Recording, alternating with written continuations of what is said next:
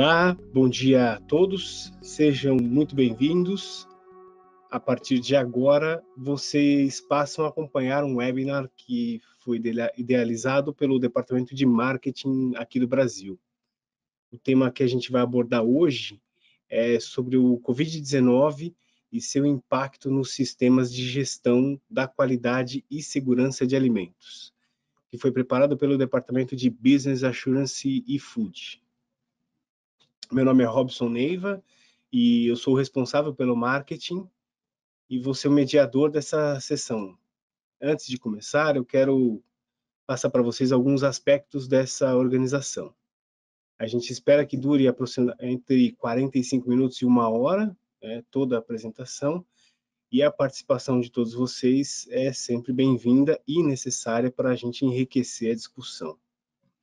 Vocês podem escrever suas dúvidas durante a apresentação, que eu leio para a apresentadora, e para isso vocês têm que clicar no botão Perguntas e Respostas, que fica no lado direito da tela.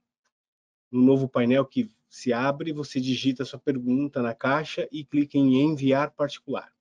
Para retirar sua pergunta depois que ela foi enviada, é só clicar no ícone de X, que é o de fechar. Ao final da apresentação, nós vamos abrir para a sessão de perguntas e respostas, e o microfone de vocês, então, passa a ser aberto. Para isso, vocês têm que clicar no ícone que representa uma mão, que eu abro o microfone e você pode falar com a gente. Essa apresentação será gravada e a gente vai compartilhar com todos os participantes posteriormente.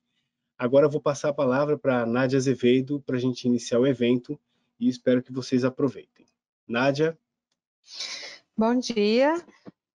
Bom dia, pessoal. Eu sou Nádia Azevedo, eu sou a gerente operacional da área de Business Assurance de Food aqui na Intertech, trabalho na Intertech há 10 anos. Sou engenheira de alimentos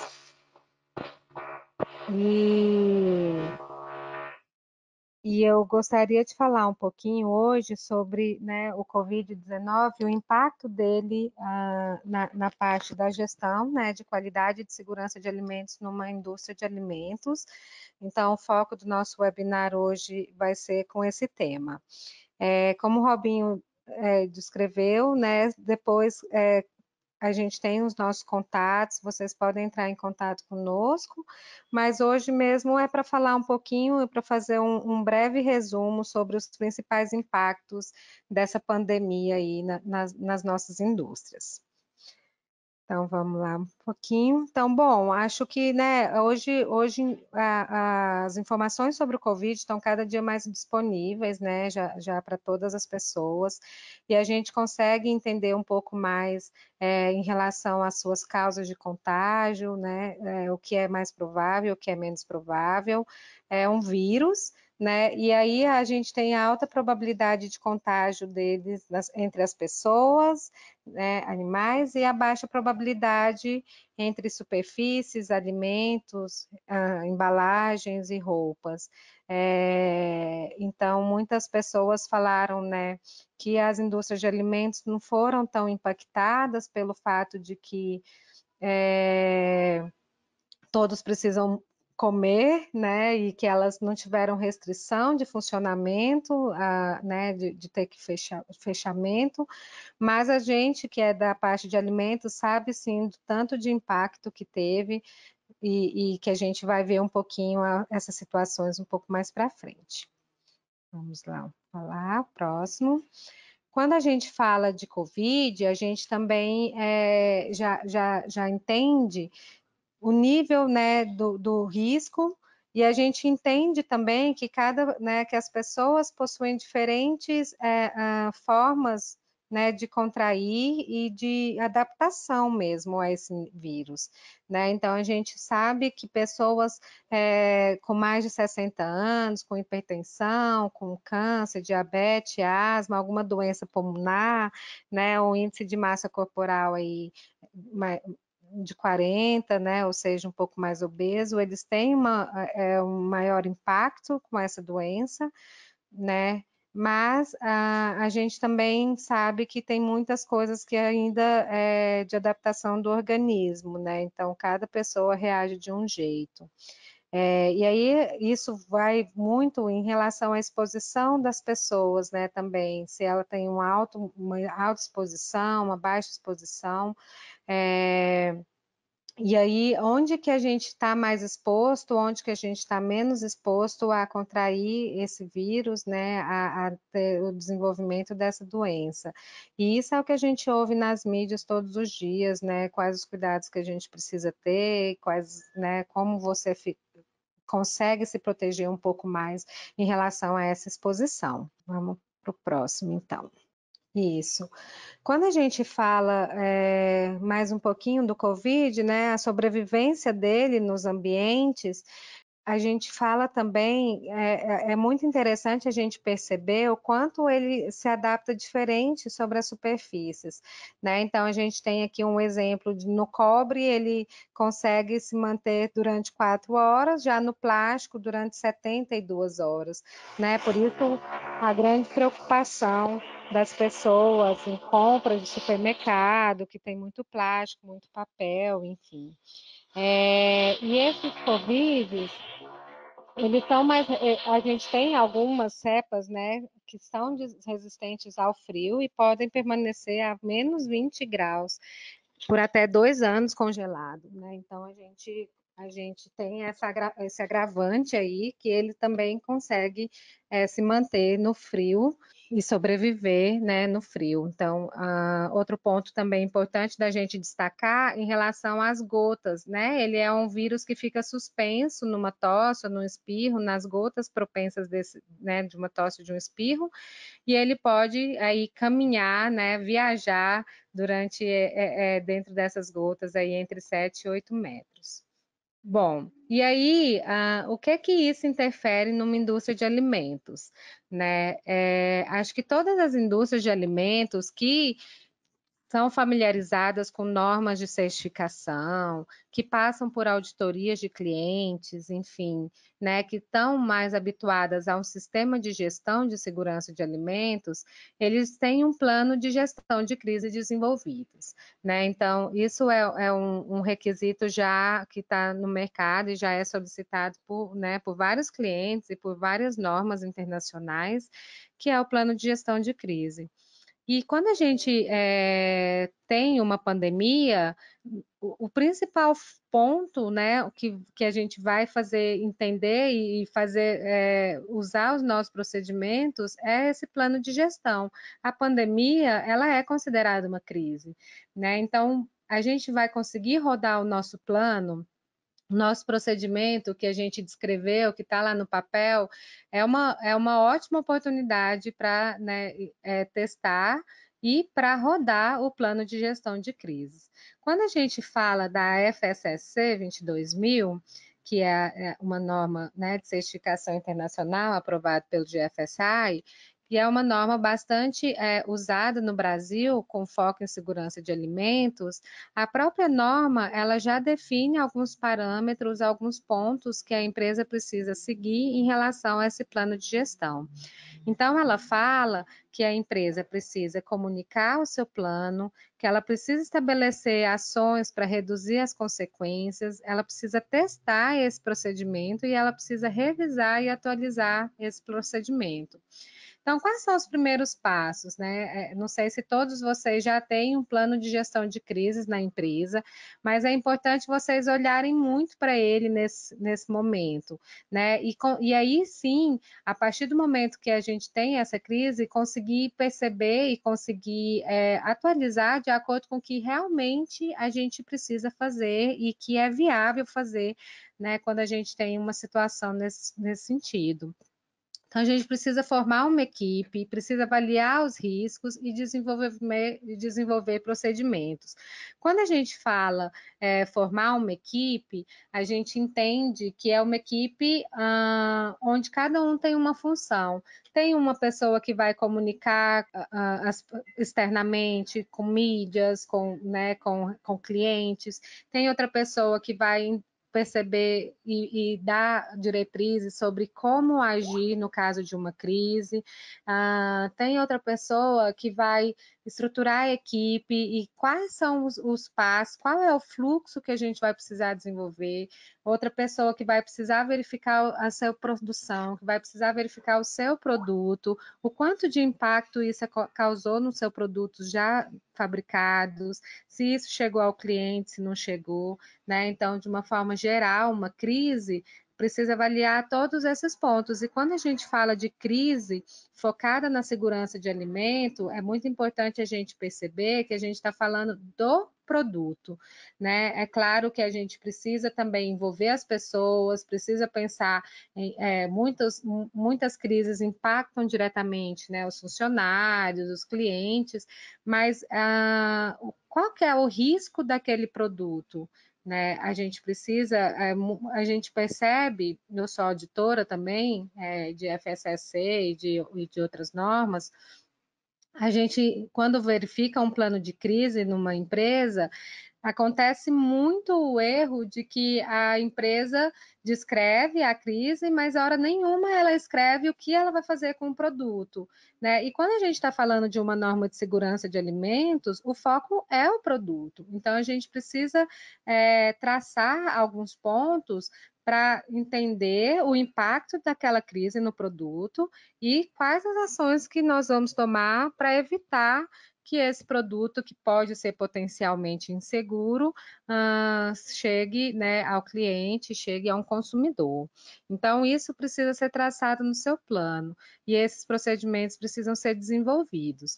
Depois que a equipe traçou e definiu e pensou, né, em quais ações precisam, qual o fluxo e quais as ações precisam ser tomadas numa eventual crise, esse procedimento precisa ser implementado, né? Precisa ser divulgado entre todos, precisa estar todos conscientes, porque quando a gente fala de uma crise, é muito rápido, né? As ações a gente precisa tomar muito rápido, então precisam todos estarem bem cientes, né, dos passos que precisam seguir.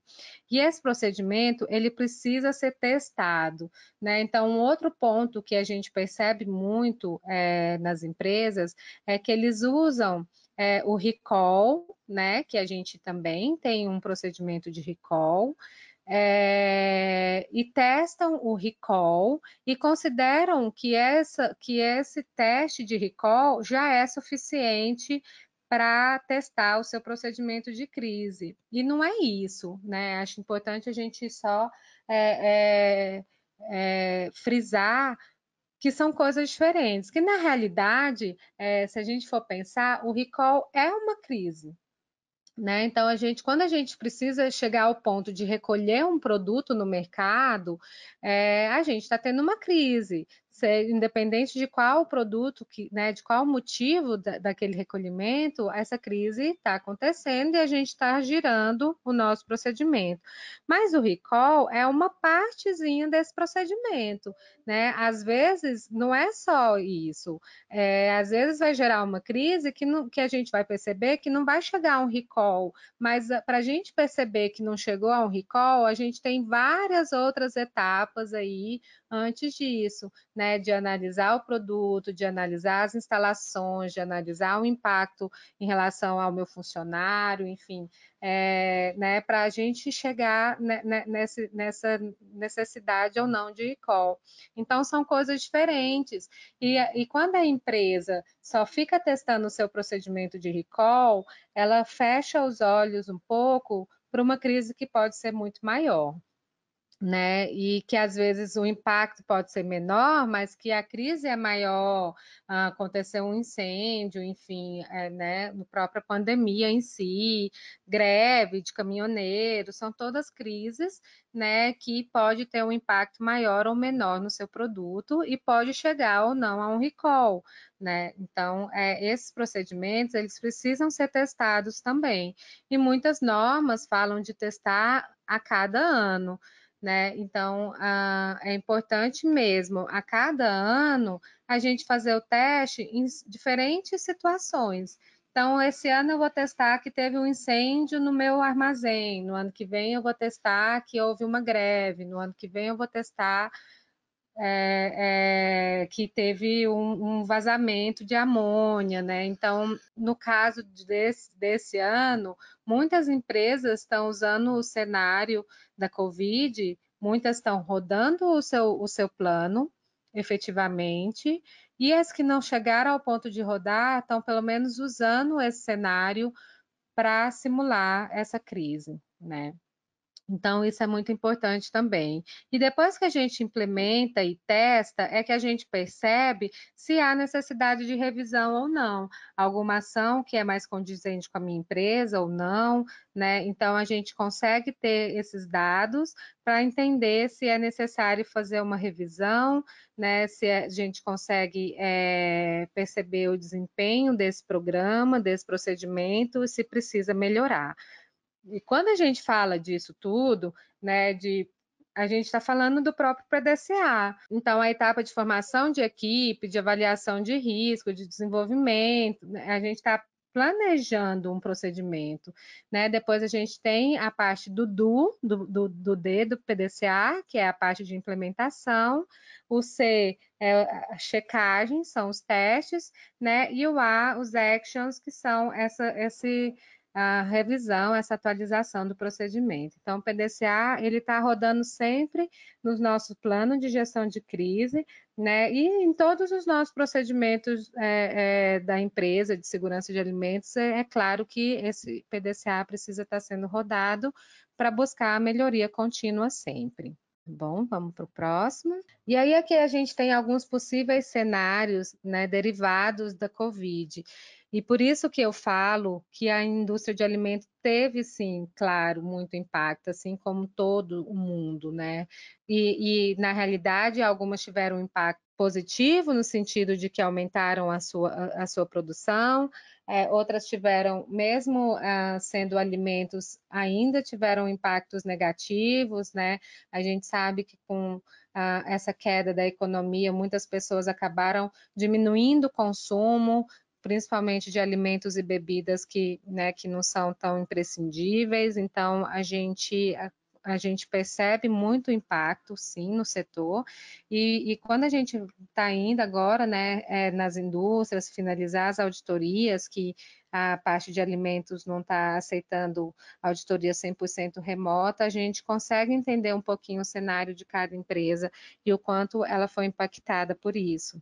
Né? Então, quando a gente usa o diagrama de Ishikawa lá, que a gente usa a metodologia dos 6 M's, máquina, método, mão de obra, meio ambiente, materiais e medida, a gente consegue perceber vários cenários de impacto aí que a Covid gerou, né, em relação à nossa empresa. Então, quando a gente fala de máquina, a gente percebe pode ter superfícies infectadas, né, acesso de manutenção. Isso tudo, todos esses procedimentos, eles foram influenciados numa indústria de alimentos, né, porque a indústria, ela, fora o cenário comercial, ela teve que se adaptar também à mudança dos seus procedimentos, né? Então, quando a gente fala de método, mudanças significativas de operação, de volume, de horas, redução de quadro, né? Pessoas de risco que não estão trabalhando, controle de PCCs, né? A gente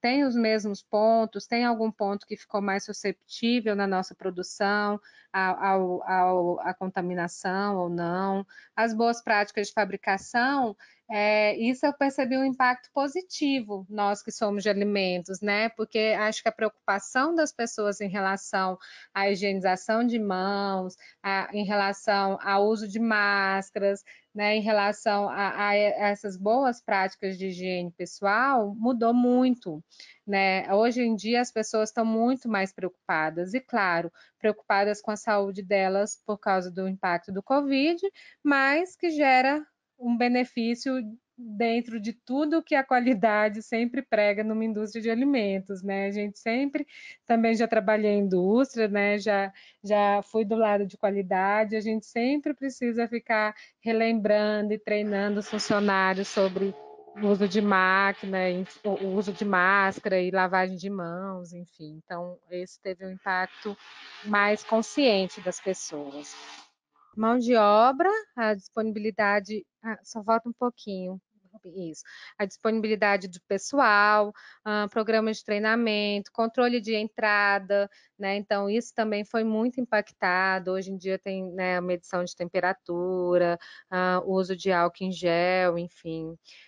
Pessoas doentes, né? Qual que é o procedimento de vocês em relação a alguém que, né, algum funcionário que teve Covid, que teve comprovado, né? Como que está sendo a contingência disso? Né? E isso, então, impacta muito também o sistema de saúde e segurança do trabalho. Né? Então, esse ponto também foi bastante impactado. Quando a gente fala de meio ambiente, né, acesso aos serviços contratados, acesso de terceiros, né, a gente teve bastante restrição aí nas auditorias, porque as plantas estão proibindo a entrada de terceiros, enfim, ou quando aceitam a entrada de terceiros, tem um plano, né, uma metodologia diferenciada para eles. Quais são as regras oficiais e as leis, né, para a Covid? O que a empresa precisa seguir? A instabilidade social, né? Então a gente percebe muito também, né, o cenário psicológico, o impacto psicológico em relação às pessoas.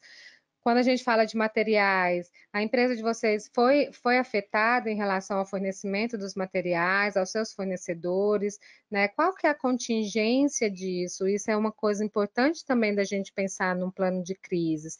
Como que eu vou trabalhar uma contingência para garantir a minha produção, né? Então, como que eu vou ter trabalhar o meu fornecedor? Como que eu vou trabalhar os meus insumos para eu garantir a continuidade da minha produção? Compras de emergência, outro ponto importante, né, e que também é da norma da FSSC aí, como, né, o requisito adicional, uma orientação do BOD quais são os critérios para eu fazer uma compra de emergência? Tudo bem, eu tenho todo um procedimento de homologação de fornecedor, mas podem acontecer situações emergenciais, né? E aí, qual que é o mínimo que o meu fornecedor precisa atender para eu comprar dele numa emergência, um fornecedor que ainda não foi homologado no nosso processo. Então, isso precisa também ser definido, né? Adulteração, fraude, teve algum impacto em relação a isso? Mudança de fabricantes, né? Várias fábricas fechadas, matérias-primas internacionais que teve problema né, no fluxo de trazer, de entregar, enfim, tudo isso precisa ser mapeado. Né? E quando a gente fala de medida, inspeções, auditorias, acesso a serviços de calibração, muitas empresas diminuíram, né, a sua capacidade de funcionamento ou até ficaram um período fechados. Então, é importante a gente traçar e mapear todos esses impactos na nossa empresa e linkando com o nosso procedimento de crise também, tá bom? Próximo.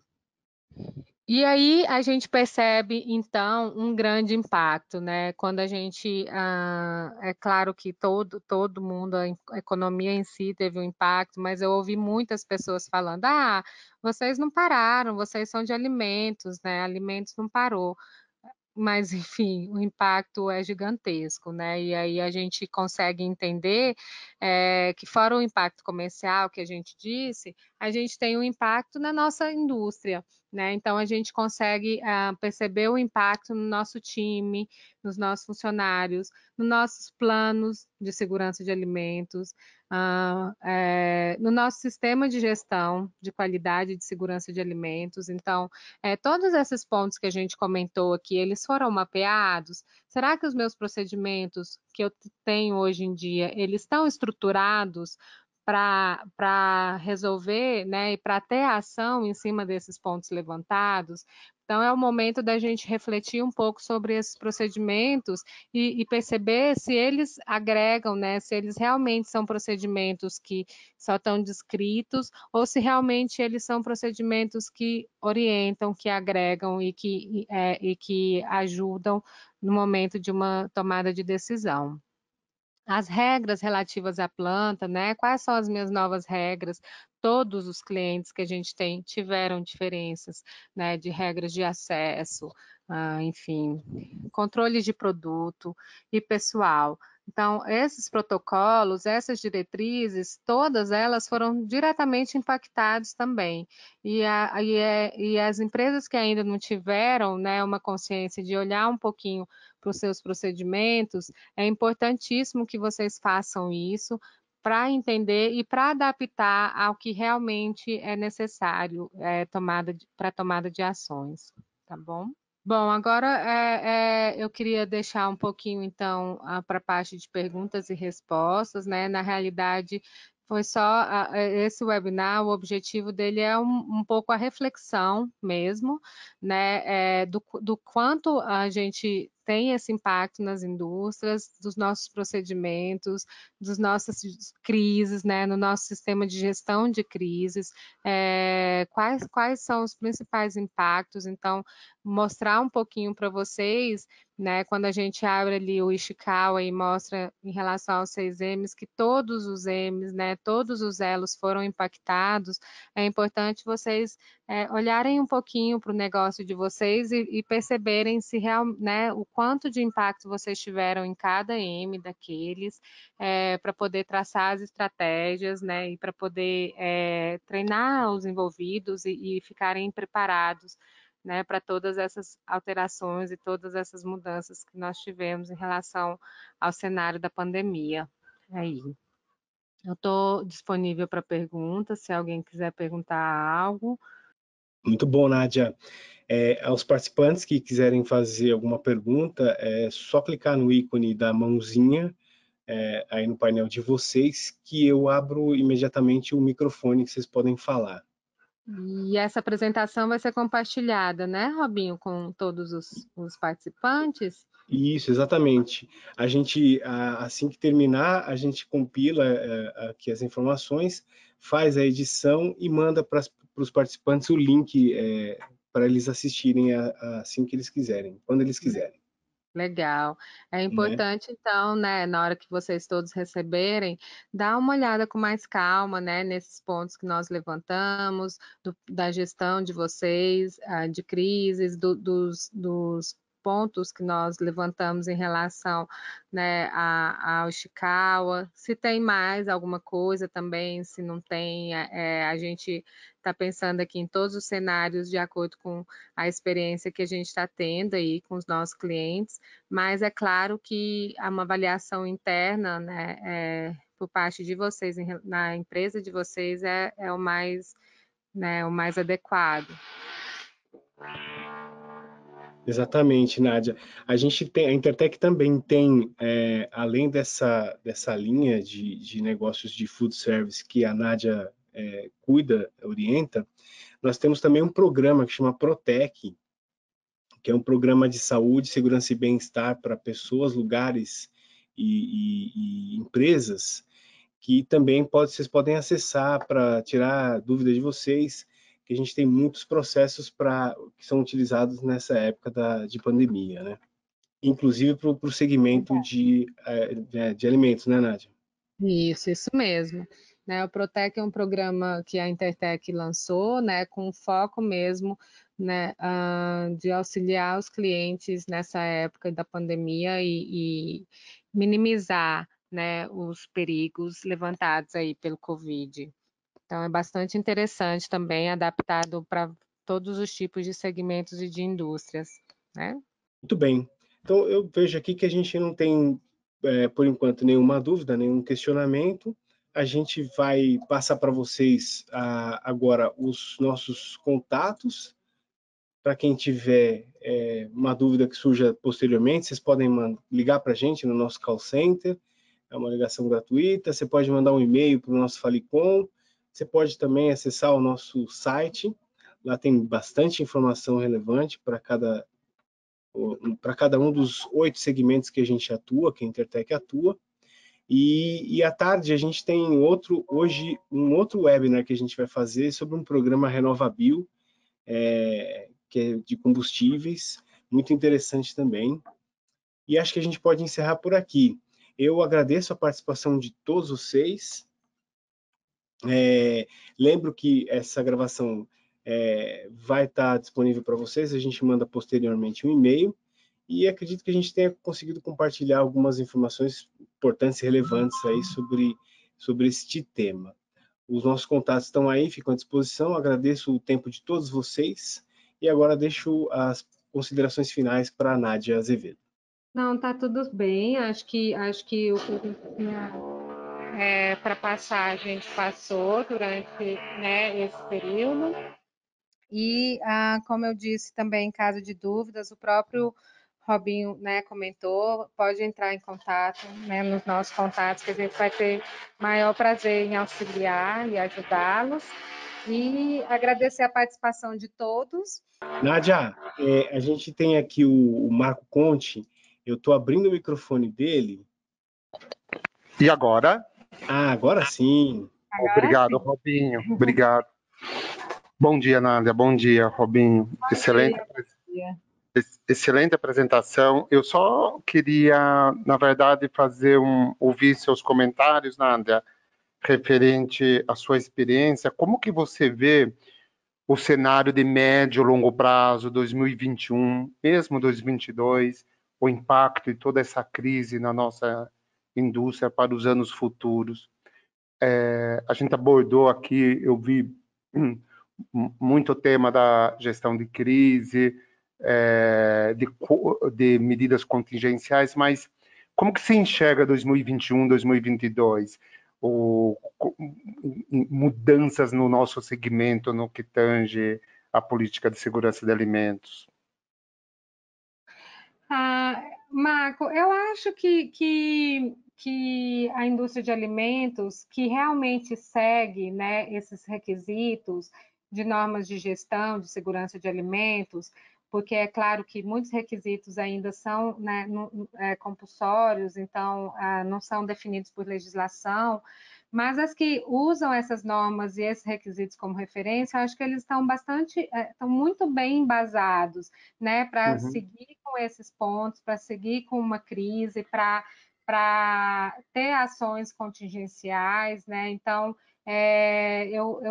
eu percebo que são ferramentas que a gente já tem hoje, né? O que eu percebo é que as empresas ainda estão muito amadurecendo, né, essas ferramentas né, no seu plano, e eu acho que o Covid, na realidade, nesse sentido, teve esse impacto positivo, porque foi uma questão de trabalho em parceria mesmo, né? Então, muitas coisas Sim. que a qualidade antes cuidava, a qualidade que cuidava de higiene pessoal, a qualidade, não, né? A gente percebe hoje um envolvimento bastante grande aí de toda a equipe como um todo. É claro que os focos são diferentes, né? Mas o importante é o resultado. E aí eu percebo bastante esse envolvimento de todo mundo. Eu acho que nesse sentido, a gente teve esse impacto positivo, e é claro que as empresas precisaram se adaptar mesmo, né, e rever o seu processo, e rever o seu cenário, pensando em contaminação. E quando a gente está falando, a gente estava pensando no Covid, mas é claro que afeta aí né, o processo como um todo. Então, nesse sentido, eu vejo um impacto positivo, e eu acho que isso aí, daqui para frente, vai se perdurar, né? Eu não acho que a gente vai ter muitas mudanças significativas em relação às ferramentas que a gente já tem hoje, aos procedimentos que a gente já tem hoje, em relação a requisitos de certificação, eu não vejo muito impacto, né? Porque é o que eu disse, o que a gente tem hoje, ele cobre bastante, né? O que vale é cada empresa realmente entender esses requisitos e trabalhar para que eles realmente agreguem no seu trabalho, né, no seu procedimento. Mas eu percebo que esse impacto é maior em relação a pessoas, né, em relação a envolvimento, né, do que em relação a próprio conteúdo técnico em si, entendeu? Não sei se é o seu ponto de vista também. Também, não, compartilho, concordo contigo. Então, obrigado, Nádia. De nada, obrigada pela sua pergunta. Muito bem.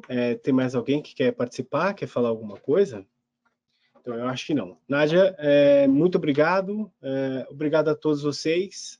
E se tiverem alguma dúvida, alguma coisa que queiram falar ainda, pode mandar aí nesses 3 canais que a gente tem de comunicação com vocês. Mais uma vez, eu agradeço a todos e tenham todos um ótimo dia. Obrigada, bom dia a todos.